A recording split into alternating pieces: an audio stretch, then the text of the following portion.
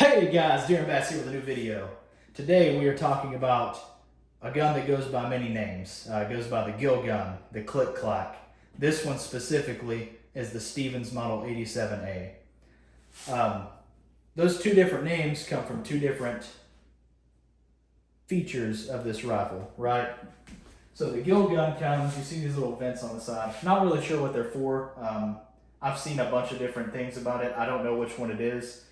But basically, they've got these slits in the side. Some of them have them going all the way across the receiver. Some of them have just two, like mine. Some of them only have one. Mine's got one on the other side as well. That's where it gets the Gill gun name from. Then the Click Clack is based on the action. So basically how it works is it's kind of like a delayed blowback. So whenever you pull the trigger, it sends the bolt to the rear. But if you continue to hold the trigger, it'll hold the bolt back until you let go of the trigger. Once you let go of the trigger, it'll send the bolt back forward. Another really cool thing about this action is it's designed to shoot 22 long rifle, 22 long, and 22 short. The way you do that, 22 long rifle is just like a regular semi-automatic 22. You load your ammo down the tube, you rack it back, and you shoot. The way you do 22 longs and 22 shorts, you load your magazine, load your first round in, and then this bolt actually locks, basically turning it into like a straight pull type action for whenever you're shooting 22 shorts and longs. Then you just pull it back like that. Pretty simple. I've never seen that before personally. I don't know much about these rifles. There's not really much to learn about these rifles from what I've seen, but it's still a cool feature. Another cool feature is for quick and easy cleaning. It also locks to the rear. I don't know if that also plays into shooting the shorts and longs, but still a cool feature nonetheless. I don't know much about this rifle because my grandmother actually bought this several years ago at a yard sale, and when she passed, she left it to me, and now I've got it, and I'm trying to learn things about it. I did a little bit of research before this video, so I give you as much as I can find out. But a lot of it, I think, is more speculation than anything. Still really cool rifles nonetheless. The only problems that I could find that these rifles have is that the action is very finicky. So let me see if I can show you again. Probably should have just kept it in my hands for a second, but on the lock, there we go. Okay, so you can kind of see right there, that middle little bar right there that pops up. That's what feeds your next round into the barrel. That is on a whole assembly that has to be tuned appropriately. So they can be very finicky and very difficult and time consuming to tune it properly to where it will feed correctly. You basically, to tune it, you have to take the gun apart, move the screws in a quarter turn in or out, put it back together and shoot a magazine out of it to see if it's loading properly. And you just keep doing that until you get it to feed fully every time, or better than it usually does, right? That being said, I've had a lot of issues with it. Like I said, I don't have it perfect yet, but it feeds a lot better than whenever I first got it. From the research that I found, these guns were used for all types of things. It was kind of like, again, this is just speculation. I don't know if this is true or not. If you know more about it, drop it down in the comments section because I'm very interested to learn more about these little rifles. But from what I've seen, it's kind of in competition. It was in competition. They don't make them anymore with the Marlin Model 60 and the Ruger 1022. And this was kind of like the cheaper version of those. Like if you couldn't afford a Marlin Model 60 or a Ruger 1022, you went out and bought a Stevens 87A. And they were still really solid rifles that worked just as good. They were just as accurate.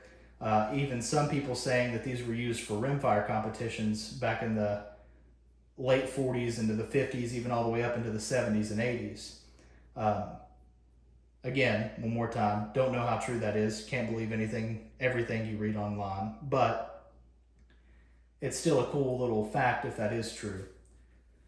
Now, one thing about mine that is not from factory, it's the only thing on mine that's not from factory, is the Skinner peep sights that I put on it. Got the back brass bead front sight, if I could talk correctly, and then just their regular rear sight that mounts where your old sight used to be. That'll go in a different video on why that's on this rifle and not my 30-30. Had some issues with the 30-30. Saw that they would mount on this one, so I put them on here because the old sights were beat up. It was not a very accurate rifle when I first got it. Thought that was the rifle's fault. Turns out the sights were just old and they needed to be replaced anyway. Yeah, I mean, that's really all there is to talk about the rifle. Just very cool, complex action with it. But like I said, as long as you take care of them and you know how to tune it, or you know somebody that knows how to tune it. I couldn't find any videos online. I just read in a kind of like a Discord-y type Reddit thing. Forum, that's the word. On a forum, that's the right word. That you have to tune the action. He went through explaining how to do so. Did it. It worked a little bit better after that. Cleaning it all the way through a few times made it feel way better off the rip. But yeah, if you guys see one of these at a yard sale or on Gunbroker, you're just scrolling around, you see one of these, they're not very expensive rifles. I think this one would sell for like $200 tops if it was in pristine condition today. This one is not. It would sell probably for like $150. So if you see one, pick one up. They're cool little pieces of history, and they got some cool history behind them too. Not really cool, but basically, Savage, Stevens, all the companies that were making the 87 Gill Gun / Click Clacks, whatever you want to call them, the ATF told them that they couldn't make them anymore because evidently, and I don't know how, I'm not making a video how, so please don't ask, you can turn these into fully automatic rimfire rifles very easily, allegedly. Again, something I read online, don't know if there's any truth based in that, but if there is, that is a pretty cool thing to have. You know, they're not going to make these anymore. They'll never be able to make these anymore. The ATF made it to where they couldn't. So if you see one, it'd be a cool little piece of history to have because, again, they're not making them anymore.